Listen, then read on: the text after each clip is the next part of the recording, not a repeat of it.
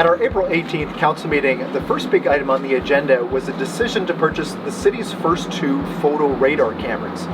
Now, it was a number of years ago that the province gave municipalities the ability to use photo radar in community safety zones, such as areas around neighborhood schools. Now, given the success of photo radar in a number of other cities across Ontario, last night city staff were recommending a pilot project where we would purchase 2 photo radar cameras and then be able to move them around to various community safety zones across Kingston.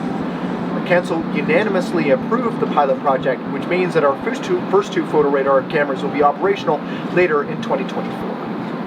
Last night, council also discussed a potential settlement regarding a proposed new apartment building to be built at the corner of Queen and Berry Street in the downtown.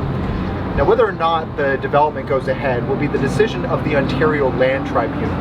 But last night, council had a discussion about a proposed settlement, which, if approved, would mean that the city would argue in favor of the development at the tribunal hearing.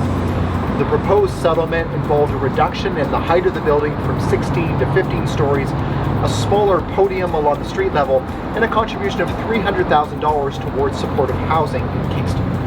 Now, after much debate and discussion, council voted to defer a decision on the settlement until the next council meeting on May the 2nd in order to provide more time for input from the citizens group Friends of Queen Street. And finally, last night, council passed a motion to create a new Newcomers Welcome Day event in Kingston.